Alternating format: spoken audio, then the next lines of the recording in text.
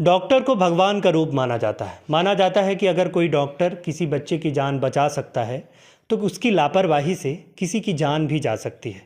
विगत कुछ दिनों से रीवा में एक मामला चर्चा में है और तमाम तरह की बातें निकलकर सामने आ रही है, एक निजी अस्पताल को लेकर, डॉक्टर को लेकर।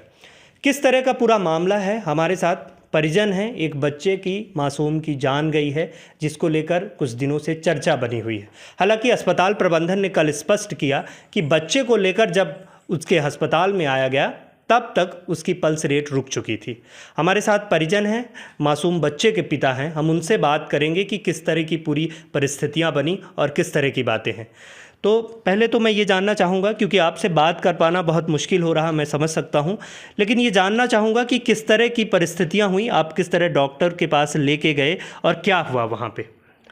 जैसा कि हम पहले भी बता चुके हैं कि हम लोग नागपुर में जॉब करते हैं और हम लोग होली की छुट्टी पे घर आए हुए थे। तो 7-8 तारीख का मामला ही, 8 तारीख को हमारे बच्चे की तबीयत थोड़ा ख़राब हुई, उसको टॉयलेट और बुखार का शिकायत था। तो हम लोगों ने उसे नरेश बजाज के यहाँ दिखाया। नरेश बजाज ने उसका ट्रीटमेंट किया, उसको कुछ सिरप वगैरह दिए और 2 टेस्ट करने के लिए दिया। और उसके बाद हम घर चले आए। दूसरे दिन हम जा कर के उसका टेस्ट कराए, ब्लड टेस्ट, और वापस से उनको ले जाके हमने उसको टेस्ट रिपोर्ट दिखाई। और उसके बाद उन्होंने बताया इसको कुछ इंटरनल प्रॉब्लम, ब्लड की कमी है, तो उसको तुरंत आपको भर्ती करना पड़ेगा। लेकिन हमें वो उचित नहीं लगा, जिस वजह से हमने वहाँ पे उसको भर्ती नहीं किया और हम सीधा गौरव त्रिपाठी के यहाँ चले गए और जा कर के उनको हमने अपना नंबर लगाया। उनके पास ट्रीटमेंट के लिए हम उनके क्लिनिक पे चले गए। वहाँ जाने के बाद हमारे नंबर आने पे उन्होंने बताया कि आपके बच्चे को ऐसा ब्लड का कुछ कमी है, आपको तुरंत उसको ब्लड चढ़ाना पड़ेगा। तो उनके कहे हिसाब से हम लोगों ने पहले तो एक बार मन में आया कि नहीं, उचित नहीं है, लेकिन अब जो डॉक्टर हैं उनका कहना मानना पड़ता है। तो हम लोगों ने फिर उनके हिसाब से उन्हीं की क्लिनिक में, जो कि सिटी मेडिकल सेंटर के नाम से ज्ञान स्थली स्कूल 3 नंबर गेट के पीछे, पीके स्कूल के पीछे, उनके घर के सामने ही है, वहाँ पे हमने उसको भर्ती करा दिया। उसके बाद उसका ट्रीटमेंट वहाँ चालू हुआ और पूरा दिन जो भी उसको प्रोसेस देनी थी उन्होंने दी। दूसरे दिन जैसा कि हमसे कहा गया था कि ब्लड का अरेंजमेंट आपको करना है, तो हमने ब्लड का अरेंजमेंट विंध्या ब्लड बैंक से कर लिया रात में ही। और सुबह 10 से 11 बजे के बीच में हमने उनको ब्लड ला के दे दिया, जो कि बच्चे का ब्लड सैंपल भी वहाँ जा चुका था। तो उसको क्रॉस मैच करने के लिए भी हमने उसको चार्ज दिए हुए थे कि आप इसको क्रॉस मैच अच्छे तरीके से कर लीजिएगा। उसके बाद उन लोगों ने वहाँ से जब मैं ब्लड लेके आया, ब्लड को उन्होंने अच्छी तरीके से चेक किया। चेक करने के बाद हमने उनसे बार बार पूछा कि ब्लड एक बार आप क्लियरली चेक कर लीजिएगा, उसमें कोई इशू ना रहे। उन्होंने कहा ठीक है, ब्लड एकदम क्लियर है, ब्लड में कोई, उसकी रिपोर्ट है मेरे पास, उन सारी चीज़ों की रिपोर्ट है मेरे पास। मैंने जो चीज़ें उनसे रिपोर्ट वगैरह ली थी वो सारी रिपोर्टें हैं मेरे पास। उसके बाद उन्होंने करीबन 12 बजे उसको ब्लड चढ़ाना चालू किया और जैसे ही कुछ ml ब्लड उसके शरीर में गया, उसका शरीर मतलब वो हीट होने लगा, उसको बुखार आने लगी और उसका शरीर पूरा ठंडा पड़ने लगा। तो तुरंत हमने उसको डॉक्टर को बताया, डॉक्टर ने उसका जो ब्लड था उसको उसके बॉडी से डिस्कनेक्ट कर दिया। उसके बाद करीबन 3 बजे तक उसको इंजेक्शन और सिरप वगैरह देते रहे। 3 बजे वापस से उन लोगों ने उस ब्लड को उसके शरीर में इंजेक्ट करना चालू किया और 7:30 पौने 8 बजे तक ये प्रक्रिया चली। 8:30 बजे के आसपास या 7:30 बजे के आसपास उसको पूरा ब्लड चढ़ा दिया गया। उसके बाद उन्होंने एक इंजेक्शन ला के उसको इंजेक्ट किया और बोले कि अभी बच्चा नॉर्मल है, कोई दिक्कत नहीं होगी। ये जो पूरी प्रक्रिया चल रही थी, डॉक्टर साहब मौजूद थे क्या? नहीं, डॉक्टर साहब इस प्रक्रिया में कभी भी नहीं आए, ब्लड चढ़ाने के पहले और ब्लड चढ़ाने के बाद तक। जब बच्चा पूरा डिसेबल होने लगा, उसके हाथ पैर ढीले होने लगे, बच्चा कूदने लगा, उसकी बॉडी कूदने लगी, उसके बाद जब हम लोगों ने कई बार उनके जो स्टाफ रूम में लड़के बैठे थे उनसे हमने बात की, उनको बोला भैया आप डॉक्टर साहब को जल्दी से जल्दी बुलवाइए। उसके बाद भी डॉक्टर साहब नहीं आए। करीबन 45 मिनट डॉक्टर साहब को हम लोगों ने फ़ोन लगवाया। इस बीच बच्चे को जब मतलब बहुत ज़्यादा प्रॉब्लम होने लगी, मैंने उनसे बोला उनके स्टाफ से कि भैया उसको ज़्यादा प्रॉब्लम हो रही, थोड़ा उसको आप देख लीजिए, डॉक्टर साहब को बुलवाइए। तब उन्होंने ये बोला कि बच्चे को थोड़ा बाहर टहलाइए ले जा करके, बच्चे को थोड़ा नॉर्मल महसूस होगा। उसके बाद भी डॉक्टर साहब नहीं आए। करीबन 9 बजने वाले थे और हम लोग का मन घबराने लगा कि नहीं अब ज़्यादा कुछ होने वाला है, इसलिए हम लोगों ने मतलब बच्चे को चारों तरफ से हम लोग वहाँ पे थे। करीबन 10 मिनट बाद डॉक्टर साहब आए और जैसे ही डॉक्टर साहब ने अपने क्लिनिक पे आने के बाद बच्चे को छुआ 10 मिनट के बाद ही बच्चा मेरे हाथ के पास ही, मैं वहीं बैठा था, वहीं पे बच्चा एक्सपायर हो गया, उसकी सांसें रुक गई। तब मुझे महसूस हुआ कि नहीं, बहुत कुछ गलत हो गया, और डॉक्टर साहब बोलने लगे कि आप लोग शांत रहिए, कुछ नहीं होगा, कुछ नहीं होगा। और उन्होंने मेरे भाई को ये बोला कि आप तुरंत अपनी गाड़ी को स्टार्ट कीजिए, मैं उनको साथ में लेके चलता हूँ। मैं अपने बच्चे को अपने गोद में उठाया, उसकी सांसें रुक चुकी थी, और मेरे भाई बाइक ड्राइव कर रहे थे और डॉक्टर साहब पीछे बैठे थे। उसके बाद हम लोग मिनरवा हॉस्पिटल गए। वहाँ जाने के बाद उसकी सारी प्रोसेस की गई, जो भी CPR वगैरह देना था उसको वो दिया गया, लेकिन वो बच नहीं पाया। और हम लोगों को करीबन 40 से 45 मिनट वहाँ पे हम लोगों को उन्होंने बाहर रखा, अंदर जाने नहीं दिया, और बाद में आके हमको क्लियरली जवाब दिया गया कि अब आपका बच्चा एक्सपायर हो चुका है। तो मिनरवा को लेकर तमाम तरह की बातें आई कि आपके साथ ऐसा हुआ, वहाँ लेके गए तो वहाँ तबीयत बिगड़ी, ऐसा कुछ हुआ?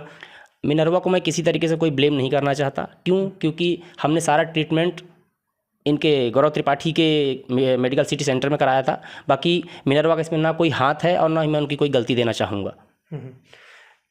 कल अस्पताल प्रबंधन से जब बात की गई तो उन्होंने कहा कि मानवता के नाते गौरव त्रिपाठी बच्चे को लेके आए थे हॉस्पिटल में। मानवता के नाते नहीं, वो सिर्फ एक डर के नाते लेके आए थे, क्योंकि उनको ये बात का आभास हो चुका था कि बच्चा एक्सपायर हो चुका है। और उनके सबसे पहली बड़ी बात तो ये कि उनका हॉस्पिटल, उनका जो केयर सेंटर उन्होंने खोल रखा है, उस पर किसी भी प्रकार की कोई व्यवस्था, किसी प्रकार कोई सुविधा नहीं थी। अगर वहाँ पे ही उन्होंने उसको सांस जो देने का, ऑक्सीजन देने का जो प्रोसेस होता, अगर वहीं पे उसको पहले आगे किया होता उन्होंने, तो शायद आज वो बच जाता। तो ब्लड चढ़ाने की बात आई कल, उन्होंने डॉक्टर साहब ने भी कहा कि ब्लड चढ़ाने के कारण से ये ऐसी घटना हुई है। तो क्या मानते हैं, ब्लड आप लेके आए थे? ब्लड हम लेके आए थे, हम डॉक्टर के कहने पे ही ब्लड लेके आए थे। तो अगर हम ब्लड लेके आए भी थे तो उसको चेक करने का जो प्रोसेस है वो एक डॉक्टर और एक लेबोरेटरी वाले ही कर सकते हैं, एक आम आदमी तो नहीं कर सकता ना। तो जब मैंने ब्लड का सैंपल भी मेरे पास, उसकी भी कॉपी है, जब मैंने ब्लड सैंपल आपको दिया, उसमें जो प्रोसेस लिखी रहती है वो प्रोसेस आपको टेस्ट करनी चाहिए ना पहले, कि भाई ये ब्लड इन्फेक्टेड है या नहीं इन्फेक्टेड है, वो आपको पहले चेक करना था। अगर हम चेक कर सकते तो हम डॉक्टर नहीं बन जाते। उसके बाद भी आपने उसको ब्लड इंजेक्ट किया, और ठीक है, अगर ब्लड इंजेक्ट करते उसकी बॉडी रिएक्ट कर गई तो आपको ब्लड कैंसिल कर देना चाहिए था, हम दूसरा ब्लड का अरेंजमेंट करते, लेकिन आपने फिर भी वही ब्लड चढ़ाया। तो इसमें लापरवाही सीधे सीधे गौरव त्रिपाठी की नज़र आ रही कि ब्लड चढ़ाते समय आप नहीं थे, और दूसरी बात, आपने जब एकदम लास्ट टाइम पे हम आपको कई बार कॉल कराया तब भी आप नहीं आए। तो सारी की सारी गलती इसमें मैं सीधा का सीधा गौरव त्रिपाठी को देना चाहूँगा, और उसमें बाकी किसी का कोई ब्लेम, किसी का कोई हाथ नहीं है उसमें। प्रमुख तौर पे गलती मानते हैं? हाँ, बिल्कुल प्रमुख तौर पे। अब आगे क्या कार्यवाही की मांग की है आपने? आगे हम सीधा सिर्फ इतना ही चाहते कि उनके खिलाफ बिल्कुल एकदम क्लियर निष्पक्ष जांच हो, उनके हॉस्पिटल के खिलाफ जांच हो, उनके खिलाफ जांच हो कि जब उनकी पोस्टिंग या फिर जो भी वो जहाँ भी उनका एक संस्था चल रही है, तो उस संस्था में वो काम कर लें या तो अपने एक क्लिनिक में काम कर लें, क्योंकि वो क्लिनिक के साथ साथ एक संस्था के साथ साथ एक गवर्नमेंट हॉस्पिटल को नहीं संभाल सकते। बस इसी के लिए आगे चल के किसी और के साथ ऐसा ना हो। और कौन था? आप भी थी वहाँ पे? हाँ, हम भी थे वहाँ पे। क्या सारी लापरवाही डॉक्टर के द्वारा की गई। हम उनके जो वहाँ पे उनके असिस्टेंट लोग थे, हम उनसे बार बार रिक्वेस्ट करते रहे, हमारा बच्चा तड़प रहा था, हमको बार बार बोलते रहे कि डॉक्टर साहब को बुला दीजिए, लेकिन उन लोगों ने कहा कुछ नहीं है, आप लोग बच्चों से दूर हो जाइए, आप लोग को देख के बच्चा ऐसा कर रहा है, हमारा बच्चा हमको देख के ऐसा करेगा कभी? हमने उनसे इतनी रिक्वेस्ट की, लेकिन उन लोगों ने एक भी नहीं सुनी। और डॉक्टर साहब आए तो हम बाहर ही बैठे थे, हमारे हस्बैंड, उनने देखा कि वो पहले अपने घर गए थे। हमने उनको 4 बार फ़ोन किया। अगर आपके पास कोई 4 बार फ़ोन कर रहा है तो आप उसके बाद क्लिनिक आने की जगह आप अपने घर पे क्या कर रहे हो? आप घर जा रहे हो, फिर आप बच्चे के पास आ रहे हो। ये पूरी की पूरी लापरवाही सिर्फ उनकी वजह से हुआ, नहीं तो आज हमारा बच्चा हमारे पास होता, पूरी की पूरी। और जो उनकी नर्सें थी, जब उनको ब्लड दे रहे थे, हम उनसे बोल रहे थे कि कोई प्रॉब्लम तो नहीं होगी ना, ब्लड तो सही है। वो बोली हाँ, हम सब डॉक्टर साहब से फ़ोन में बात करने के बाद ही सारा ट्रीटमेंट दे रहे हैं। तो इसमें हम क्या समझे? अगर आपको सारी चीज़ें पता है कि वहाँ पे ब्लड चढ़ रहा है, और ब्लड चढ़ने की प्रोसेस ये रहती है कि उससे इंसान को कोई प्रॉब्लम हो सकती है। वो इतना मासूम बच्चा था, तो आपको तो उसको ध्यान रखना चाहिए ना। आप उसको ब्लड दे रहे हो तो आपको उसके लिए सीरियस होना चाहिए था कि हाँ, हम बच्चे को ब्लड चढ़ा रहे हैं तो हम उसके लिए कोई एक्शन लिए, नहीं कि हम आपको 4 बार फ़ोन कर रहे हैं, हाथ पैर जोड़ रहे हैं, रिक्वेस्ट कर रहे हैं, उसके बाद भी आप आ नहीं रहे हैं, कोई रिस्पांस नहीं दे रहे हैं, और बस आप हर चीज़ में सिर्फ पैसे की, सिर्फ फीस की डिमांड कर रहे हैं। तो इसका हम क्या मतलब समझे?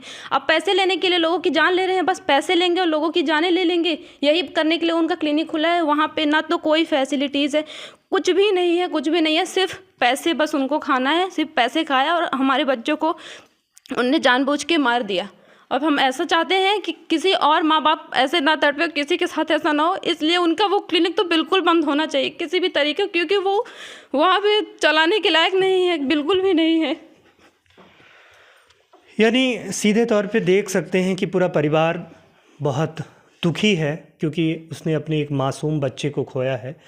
अंतिम सवाल मैं आपसे ये करूँगा कि पुलिस विभाग में आपने थाने में शिकायत की, किस तरह का अनुभव हुआ और किस तरह की प्रोसेस चल रही है? रात में ही जैसा कि उसका पंचनामा वगैरह और सारी चीज़ें पोस्टमार्टम के लिए बॉडी को रेफ़र कर दिया गया था। दूसरे दिन हम लोगों ने उसको ले जा कर के गंगा जी में विसर्जन वगैरह किया उसका, और उसके दूसरे दिन अगले दिन हम लोग जा कर के पुलिस स्टेशन में एफआईआर की कॉपी के लिए और एडवांस पीएम रिपोर्ट के लिए हम लोगों ने उनसे कहा, तो उन्होंने साफ तौर पे मना किया कि ऐसा कोई प्रोसेस नहीं होता है कि एडवांस पीएम रिपोर्ट आपको मिलेगी। और दूसरी बात ये कि जब मैंने उनसे इस चीज़ के लिए स्ट्रिक्टली बोला कि सर ऐसा होता है और ऐसा हो सकता है, आप हमको दिलवा दीजिए ताकि हम आगे की कार्रवाई एफआईआर वगैरह करके और कर सके, तो उन्होंने अभी तक मुझे एफआईआर कॉपी भी नहीं दी है।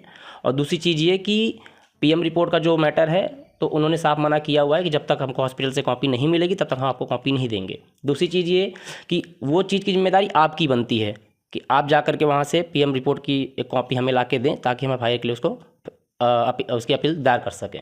तो अभी तक हमें ऐसा कुछ मिला नहीं है और आगे की प्रोसेस हमने फ़ोन कर बात करके क्लियर कर लिया है, बाकी जैसा होगा बाद में हम लोगों को बताया जाएगा, ऐसा उन्होंने बताया है।